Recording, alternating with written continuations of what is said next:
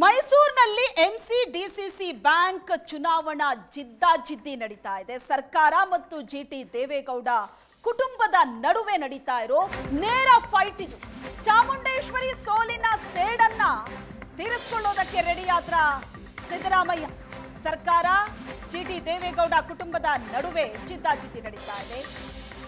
ಶಾಸಕರನ್ನೇ ಸಹಕಾರಿ ಚುನಾವಣೆಗಿಳಿಸಿದ್ರ ಸಿದ್ದರಾಮಯ್ಯ.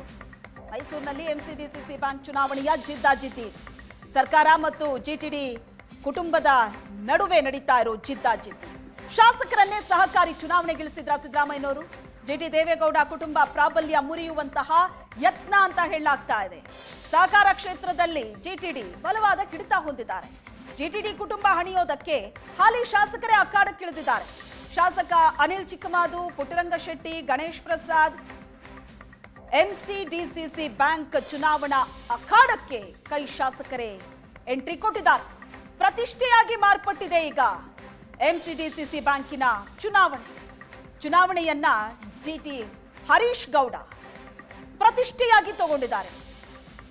ಹರೀಶ್ ಗೌಡ ಬಣ ಮಣಿಸೋ ತವಕದಲ್ಲಿ ಕಾಂಗ್ರೆಸ್ಸಿನ ಶಾಸಕರಿದ್ದಾರೆ.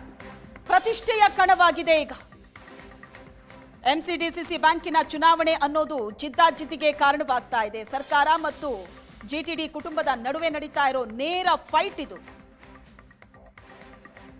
ಜಿಟಿಡಿ ಕುಟುಂಬವನ್ನ ಹಣಿಯೋದಕ್ಕೆ ಚುನಾವಣೆಯ ಅಖಾಡಕ್ಕಿಳಿದಿದ್ದಾರೆ ಹಾಲಿ ಶಾಸಕರು.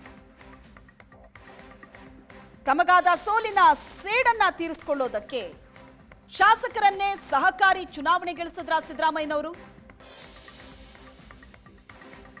ಸರ್ಕಾರ ಮತ್ತು ಜಿಟಿ ದೇವೇಗೌಡ ಕುಟುಂಬದ ನಡುವೆ ನಡೀತಾ ಇರೋ ನೇರ ಫೈಟ್ ಇದು.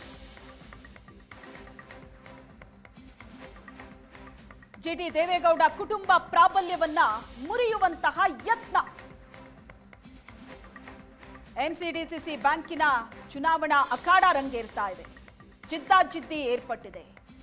ಸರ್ಕಾರ ಜಿಟಿಡಿ ಕುಟುಂಬದ ನಡುವೆ ನೇರ ಫೈಟ್ ಆಗ್ತಾ ಇದೆ.